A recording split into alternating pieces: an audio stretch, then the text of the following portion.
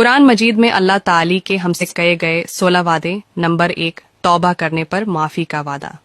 Number 2، دعاؤں کی قبولیت کا وعدہ۔ نمبر 3، شکر کرنے والوں کو اور زیادہ دینے کا وعدہ۔ نمبر 4، آپ کا اللہ کو یاد کرنے کے بدلے اللہ کا آپ کو یاد کرنے کا وعدہ۔ نمبر 5، جو چلا گیا اس سے واپس بہتر دینے کا وعدہ۔ نمبر 6، ایمان لانے والے لوگوں کا دشمنوں سے محفوظ رکھنے کا وعدہ۔ نمبر 7، ہر مشکل کے ساتھ آسانی کا وعدہ۔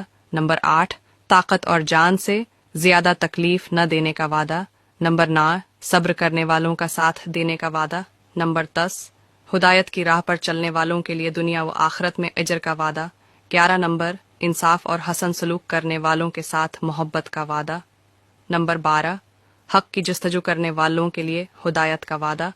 نمبر 13، توکل کرنے والوں کے کام سنوارنے کا وعدہ۔ نمبر 14، اللہ کی راہ پر چلنے والوں کے لیے جنت کا وعدہ۔ نمبر 15، حق ماننے والوں کے لیے شیطان کا ہر وار ناکام ہو جانے کا وعدہ۔ نمبر 16، اللہ نے جو وعدے کیے ہیں ان کو پورا کرنے کا وعدہ۔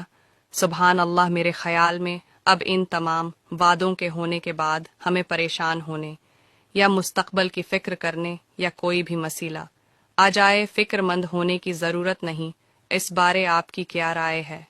کمنٹ میں ضرور بتائیے گا۔